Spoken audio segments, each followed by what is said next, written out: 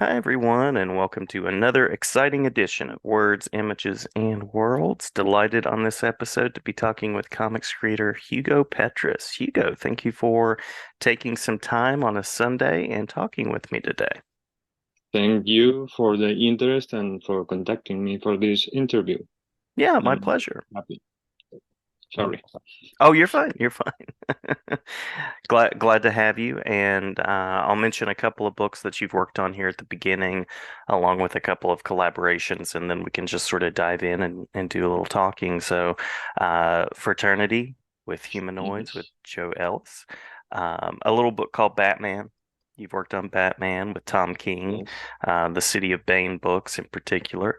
You've done some work on characters like Nick Fury, Wolverine, and Mm-hmm. then you also worked with the legendary Roy Thomas Oh yeah. on Marvel Highlight. Illustrated. Yeah, yeah.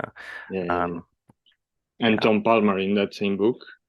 Yes, yeah, You know, yeah. the inker. And, he passed away not that long ago, I think. Sorely Yeah, miss it. He was a really kind man and a great help in the beginning of my career. Yeah. yeah. Awesome, awesome. Love to hear stories of the folks that are kind and sort of help along the way. So we'll circle back to talk about some of those titles and collaborations. But Sure. curious as a first question, what comics allow you to do creatively? What was it about comics that made you say, this is the place for me? Well, I think I may share the same story with a lot of comic artists. As a little boy, I was, the awkward kind, the little one that used to spend more time reading than playing with with other kids.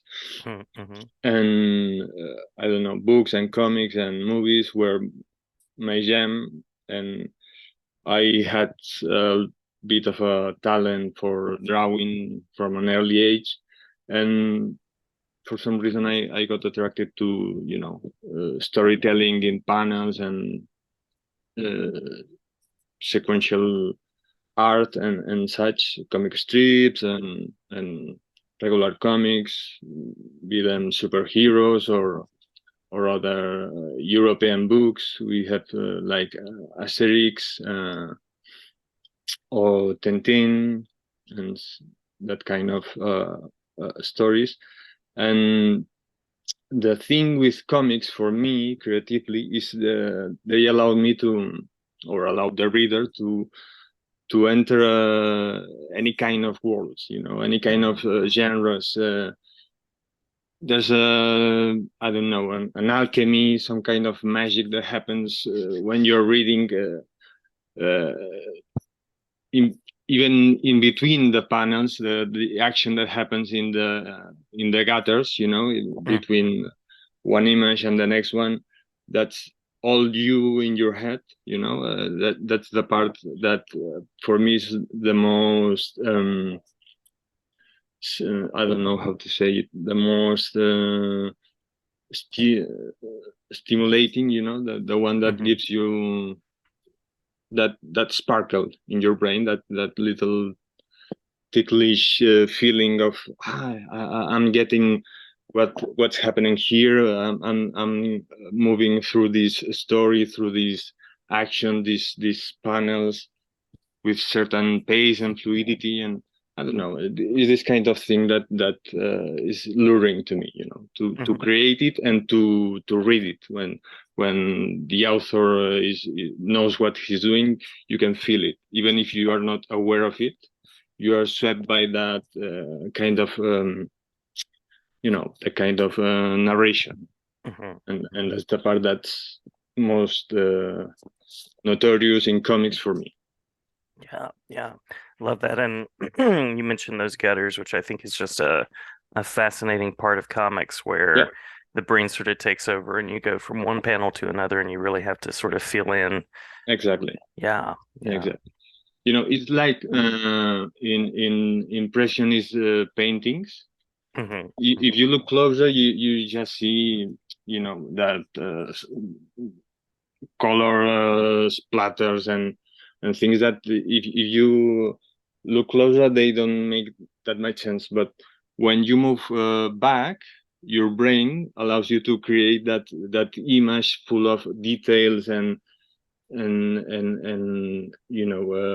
atmosphere and whatever. Hmm. And with comics happens something similar. A character in this panel moves different in this other panel, and your brain has made this transition, Hmm. and that's what's more alluring, as I said, Yeah, yeah. for me. So I mentioned some of the books that you've worked on. Any particular Hmm. mile markers for you to kind of harken back to that I mentioned, or ones that I missed? And then along the same lines, any spaces that you'd like to create in, characters that you'd like to work with? Yeah, sure. When it comes to my early work, that Marvel is illustrated stories about the Three Musketeers Hmm. are definitely a milestone for me. That's my most professional first taste, so to speak. Hmm. And with these legends, Roy Thomas and Tom Palmer, mm, that was such a ride. Other than that, in the superhero genre, I always feel like it's not my best fit. Maybe my insecurities, I don't know. But in any case, what I enjoyed the most was working on Midnighter with my friend Ako, Alex, Cal, and I learned a lot because I consider that guy is a real genius. Hmm. He's amazing. Whatever he does, you need to check it out and study it because he really controls the medium, knows what he's doing, and always finds, such imaginative ways to compose a page or move the camera angle. He's amazing. Whatever he does, I always I'm amazed and mind blown by it. Um, and then after that, what I think is my best work so far is the last one, Fraternity, Hmm. Hmm. with Joe Ellis, and it's my first author-owned story. We co-created it, and I think it's the one where I was allowed more time and more chances to experiment and to work the storytelling, the character designing and everything. And I think it's if I have to just quit this job tomorrow, I'd be happy to just have done this one. you know Hmm. Hmm. and about other worlds and characters, I've always been a big fan of Hellboy and the Mignolaverse. And Hmm. if I was allowed to do even a two-page story in that universe, I'd be the happiest one. And other than that, I don't know. I've always been a big manga reader, and maybe dipping my toe a bit in that worlds would be something interesting too. I could Yeah. try different styles, and I don't know. I like to experiment, so it could be fun. Yeah, yeah, that would be fascinating. And um, you mentioned Mike Mignola, just Yeah, a really unique creator in a really unique world. indeed, So yeah, indeed. yeah. And also, just shouting back to Fraternity, you were mentioning sort of expanding beyond superhero books, and Hmm. I mean your version of Pride and Prejudice, for one thing, is beautiful, but um, yeah, the fraternity story, there's great character development there. There's great Hmm. mood. There's great atmosphere. It's really a literary graphic novel in a lot of ways. Thank you, thank you. We Mhm. really put a lot of work on that book, and I think it shows. We're very very proud of it. Yeah, yeah. So along the path as you've been working, Hmm. I know we mentioned Roy Thomas, Tom King, John Ellis. Any other collaborators that you would want to point to? Tom Palmer as being particularly kind and supportive. Yeah, yeah, yeah. Tom Palmer was an amazing human being. and he was really gracious. He always gave me good advice when it came to, anything, because the man was a real true artist. Hmm. He could paint like, you know really incredible, and he was a great opportunity for a beginning artist like I was back then. Other people I work with that I enjoy. Mm, I'm I've been lucky to always work with really nice and generous and incredibly talented people. Other than Ako, which I've already mentioned, I like to highlight Rob Levin. He was the editor on Fraternity, and I think he really set the standard for me of what a good comic editor should be. I think now he's working on video games.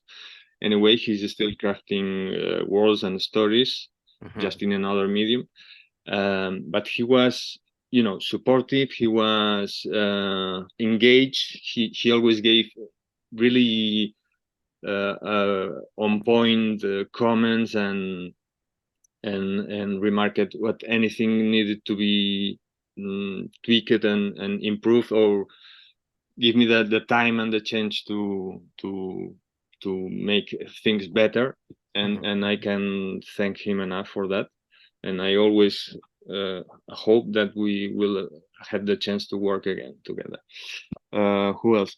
Um, uh, other well, other than those big names like Tom King and Mikel Janin, with who I work on the Batman books as well. He the same, really nice guy. I maybe the nicest. He gave me, he gave me the opportunity to ink him and do some pages he didn't have the time to do due to tight deadlines and such. And Mikel was and is really a great artist and a remarkable guy. And other than that, I've done some, not not so mainstream work with a guy named Rafael Nieves. Hmm. Hmm. He's a writer. He's done his work as well on big books. I think he did some Phantom books recently, or more or less recently, and we did a story that still has not been published. Well, the first chapter of that story, that's very personal for him. In a way, he's taking inspiration from his own life and making this action-packed, with a 90s vibe story. And Rafael, as well, he's a really talented writer and a nice guy and a good friend of mine. And I, I wanted to highlight him as well. And I don't know, I think from the top of my head, that's the people I like to mention. Awesome, awesome. You mentioned Rob Levin and the editorial side. I imagine it is really nice to work with an editor Oh yeah, who is definitely. supportive. Yeah. Yeah, yeah, yeah. It is the best. It's the best. As I said, he really was on the hands on the story, and he really helps us to make the better version of that book. Hmm. Hmm. And I Yeah. can thank him enough. Yeah, yeah, Awesome, yeah. awesome.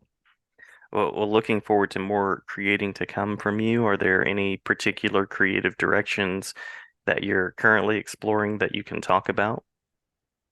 Yeah, I have a couple of projects cooking. One with John Ellis again. Hmm. Not to, I don't want to jinx it, but I think we are making a book that can be even better than Fraternity, and Hmm. it's how he really has a nice way to put in. Is like when Harry Met Sally meets Mm. The Haunting on Hill House. Oh, wow, wow, yeah. Yeah. Okay. So along those lines, and we're about to pitch. We hope to find a good home for this project. And besides that, with Rafael Nieves, who I mentioned a moment ago, we want to make the next chapter of this story of his, and but we still don't have clear how to put it out. Maybe we'll go with self-publishing, or I don't know. We need Yeah. to think about it. And other than that, I'm making some covers for Scout Comics, Hmm. Hmm. and whatever comes my way. A man needs to make a living. Hmm. Hmm. But creatively, I'm really excited for these two.